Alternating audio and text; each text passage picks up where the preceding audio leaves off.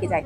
এইটা হচ্ছে সেকেন্ড বার। একবার তোলার পরে আরেক জায়গায় গিয়ে গাড়িটা দাঁড়াতে সেখানেও আবার একইভাবেই ফেঁসে গেল। কিছুতেই গাড়িটা তুলছিল না। এই যে দেখুন কিভাবে গাড়িটা কতটা চাকা বালির নিচে ডুবে গেছে। এই যে সাদা টুপি পরা কাকুটাকে দেখছেন, ইনি অন্য একটা গাড়ি নিয়ে এসেছিলেন। আমাদেরকে এরকম অবস্থা দেখে ইনি প্রথম এগিয়ে আসেন। আর এই কাকুটার চেষ্টাতেই প্রথম গাড়িটা তুলেও দিয়েছিলেন। কিন্তু আমাদের ভাগ্যক্রমে গাড়িটা থ্যাংক আরেকটা ইউ। জায়গায় গিয়ে আবার সেম ভাবেই ঢুকে যায় বালির মধ্যে। কতটা ডুবে গেছে দেখেছেন? চাকা কিছুতেই তোলা যাচ্ছিল না। আর ইনি যাদেরকে নিয়ে এসেছিলেন সেই দাদাগুলো সাহায্যের হাত বাড়িয়ে দেন। এক এক করে সবাই এসে এমন ভাবে হেল্প করেন এবং বলেন, চ্যালেঞ্জ নিয়ে নেন যে না আমরা গাড়িটা তুলেই ছাড়বো। তাছাড়া কোনো মতেই আমরা এখান থেকে যাবো না। কারণ ওখানকার বাসিন্দাদের ব্যবহার কারোরই ভালো লাগেনি। কাউকে বিপদে ফেলে যদি সেটা মজা নেয় তাহলে সেটা কি ভালো লাগতে পারে কখনোই? উনারা চান যে কেউ বিপদে পড়ুক তাহলে আমরা টাকার বিনিময়ে তাদেরকে সাহায্য করবো। এটা জয় কখনো শ্রী মানবিকতা হতে পারে কি? তাহলে কাদের উপরে ভরসা করে টুরিস্টরা ঘুরতে যাবে কোথাও? দাদাগুলো ওনাদের ফ্যামিলি নিয়ে এসেছিলেন। ফ্যামিলিকে দাঁড় করিয়ে ঘন্টার পর ঘন্টা দাঁড়িয়ে আমাদের হেল্প করেছেন।